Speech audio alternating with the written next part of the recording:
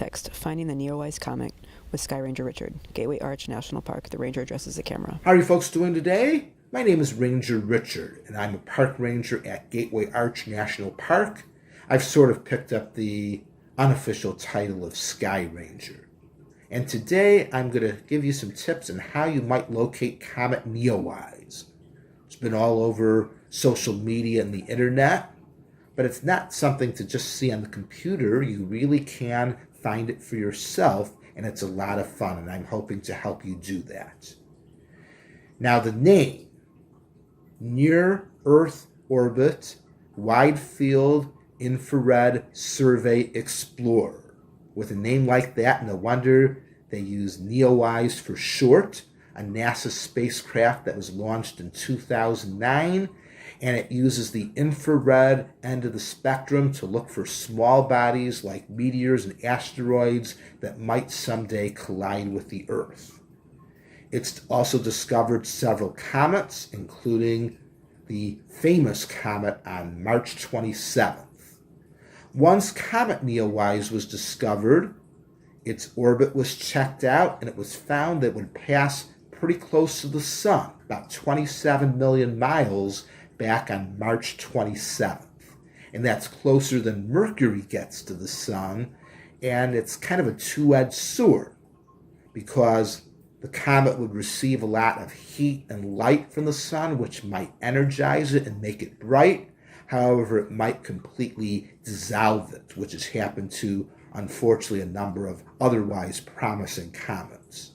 But Comet NEOWISE made it through with flying colors. It emerged into the morning sky, and it just finished its appearance there, and it's now transitioning over to the evening sky, which will be, of course, a lot more convenient for most people.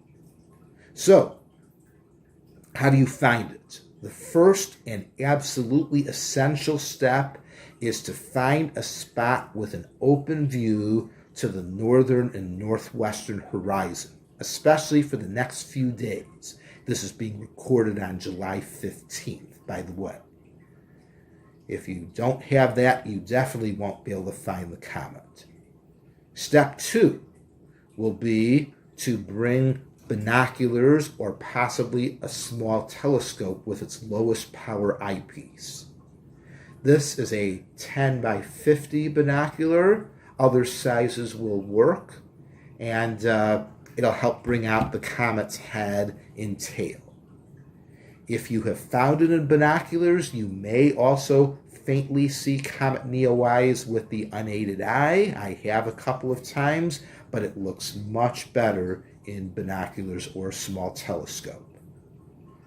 The third thing you want to do, if you can, would be to head to a site that has a darker sky.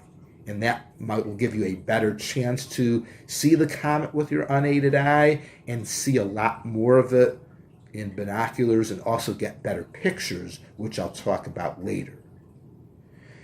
Step 4 is to bring a star map. Now, at the end of this video, I've included a star map that you can take a screenshot of.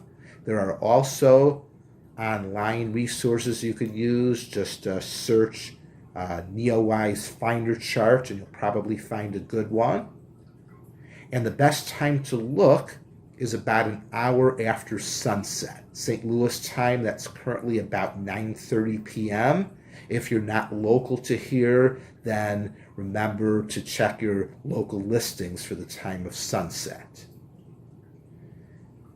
Looking about halfway up in the northwest, look for the Big Dipper and go straight down from the 4 stars of the bowl of the Big Dipper close to the northwestern horizon for the next few days, and that should put you in the comet's general vicinity. Again, use the map to help.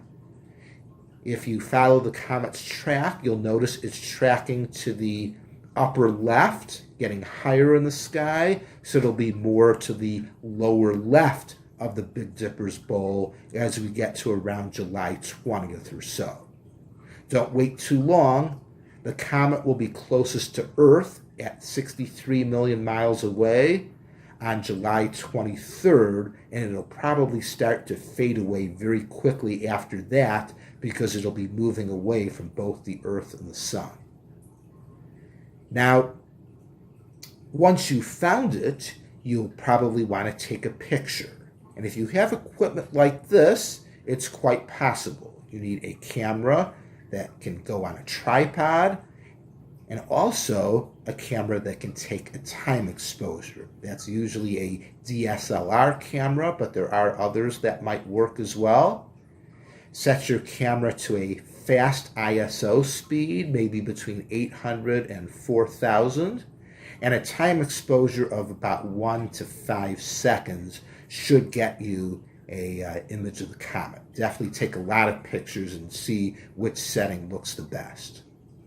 At the end of this video, I've included a couple of pictures that I took, and one of them happens to be taken right next to the Gateway Arch itself, which shows it is possible to find NEOWISE from near the city, but it is better to go out. So good luck in your search, and remember that comets like this are not very common. Maybe some of you remember Hale-Bopp back in 1997. That was the last, what's called a great comet, as seen from the northern hemisphere 23 years ago. NEOWISE is not quite in that class, but it is a very nice comet, and no one can say when you'll have an opportunity this good. Send us a message. Let us know if you were able to find the comet. Good luck. Text facing northwest starting 9:30 p.m. July 15th through 23rd. Bring binoculars to find comet NEOWISE. Head to a darker sky if possible. Adapted from Stellarium. On a chart, the comet's location is revealed on July 15th, moving northwest below the Big Dipper until July 23rd. Photo. The NEOWISE comet near the middle of the screen against the night sky, its tail arcing up and to the left. In the foreground, a leg of the Gateway Arch shows a golden reflection in the city lights. Photo. The comet appears as a small white dot with a white vertical tail above a long horizontal cloud in the twilight sky. Logo, NPS Arrowhead. Text, Gateway Arch National Park, St. Louis, Missouri, 2020.